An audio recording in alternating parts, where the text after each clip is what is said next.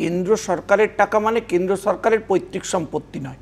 কেন্দ্র সরকার জনগণের টাকা, তার একটা অ্যাকাউন্টেবিলিটি থাকে। এই রাজ্যের মতো চুরি ডাকাতি করে সেই টাকা নয়ছয় করতে পারেন না। একটা ফেডারেল স্ট্রাকচারের কথা দিদি বলছিলেন না, ফেডারেল স্ট্রাকচারে আমার অ্যাকাউন্টেবিলিটি থাকতে হবে। আমি যে টাকা নিচ্ছি সেই টাকা আমি যথাযথভাবে খরচা করছি কিনা, তার ইউটিলাইজেশন সার্টিফিকেট প্রপারলি জমা দিচ্ছি কিনা, নির্দিষ্ট দিনে সেই টাকা জমা পড়ছে কিনা, তার হিসেব জমা দিচ্ছি কিনা, তার কিছু নিয়ম থাকে। যেমন এই রাজ্য একাধিক কেন্দ্রীয় প্রকল্পের টাকা নিয়েছে, দিয়ে তার নাম বদলে দিয়েছে। ক্যাগে অডিটে যখন সেগুলোকে আইডেন্টিফাই করা হয়েছে, তার এক্সপ্লেনেশন চাওয়া হয়েছে, তখন রাজ্য তার উত্তর দিতে পারছে না। ফলে ইটস আ অ্যাডমিনিস্ট্রেটিভ ফেলিওর। একটা স্ট্রং অ্যাডমিনিস্ট্রেটিভ ফেলিওরের এফেক্ট সাধারণ, আমি মেনে নিচ্ছি তো যে বহু সাধারণ মানুষ যাদের আবাস যোজনার টাকা আসা উচিত ছিল, বাড়ি হয়ে যাওয়া উচিত ছিল, তাদের বাড়ি হচ্ছে না কেন? কারণ এই রাজ্য সরকারের অপদার্থতার জন্য তাদের কাছে সেই পরিষেবা পৌঁছতে পারছে না। কারণ সেই অ্যাকাউন্টেবিলিটি তারা মেনটেন করছেন না, তারা সেই হিসেব দিচ্ছেন না, তারা চুরি ডাকাতি এবং রাহাজানিতে জড়িয়ে পড়েছেন। এবং আপনি লক্ষ্য করে দেখবেন, এই যে ভুয়ো জব কার্ড বলছেন, আবাস যোজনার টাকা বলছেন, একের পর এক উন্নয়নের টাকা বাইপাস করে এনারা চুরি করে দিচ্ছেন। আমি আপনাকে একটা কথা বলছি, ধরুন বকটুইতে একটা রাজনৈতিক মারামারি হয়েছে। সেই রাজনৈতিক মারামারিতে কেন মিড ডে মিলের ফান্ডের টাকা যাবে, আপনি আমাকে উত্তর দিয়ে বোঝান। মিড ডে মিলের ফান্ডের টাকা কেন্দ্র বারবার অভিযোগ করেছে এক ফান্ডের টাকা অন্য ফান্ডে ব্যবহার করা হয়েছে। একেবারে আমি একটাই শুধু প্রশ্ন রাখতে চাই, এই যে মাননীয় সাধারণ সম্পাদক তৃণমূল কংগ্রেস প্রথম দিনই রিয়াক্ট করেছিলেন, বলেছিলেন যে আমরা কেন্দ্রের টাকা পাই না।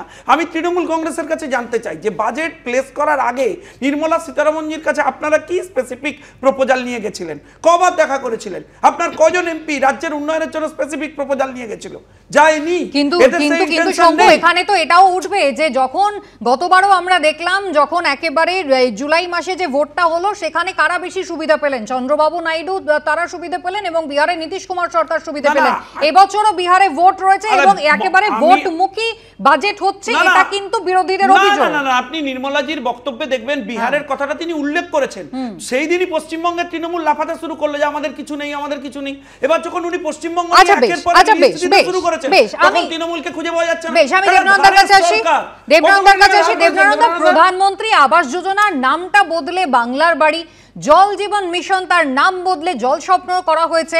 শুভেন্দু অধিকারী তিনি একেবারে যখন বাজেটের যে ভাষণটা আনুষ্ঠানিক যেটা হয়, যখন রাজ্যপাল পড়েন, সেখানে তিনি অভিযোগ করছেন, সেখানে তিনি প্রতিবাদ করছেন যে বারে বারে রাজ্য সরকার কেন্দ্রের প্রকল্পগুলোর নাম বদলে নিজেদের বলে চালানোর চেষ্টা করছে। আচ্ছা কুসুমিতে একটা কথা বলি, যে 12 লক্ষ বাড়ি দিল, এর একটা পয়সা তো দেয়নি। 60,000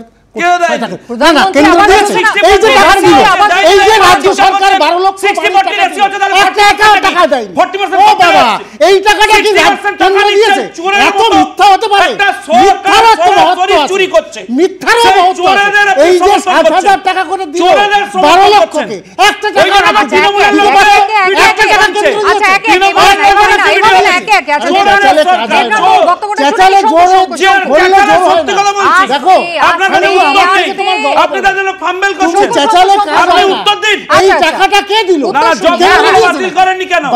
আবাস যোজনার টাকা লোককে আরেস্ট করেননি কেন? 12 লক্ষ বাড়ির টাকাটা রাজ্যকে কেন দিতে হবে? এই তো এখন পিএম আবাস যোজনায় পাওয়া কি বলছেন? সেটা কেন্দ্রীয় ফান্ডের অন্য ফান্ডে দিতে পারত। রাজ্য দিয়েছে কি বলছেন? এমনকি 100 দিনের প্রকল্প রাজ্য দেবেন না, এক মিনিট পরিষ্কার করে বলা হয়েছিল দেবে না। আমি কিছু বুঝতে পারছি না। দর্শকদের কাছে ইনফরমেশনটা পাল্টা অভিযোগ সব থাকবে। আচ্ছা দাঁড়াও,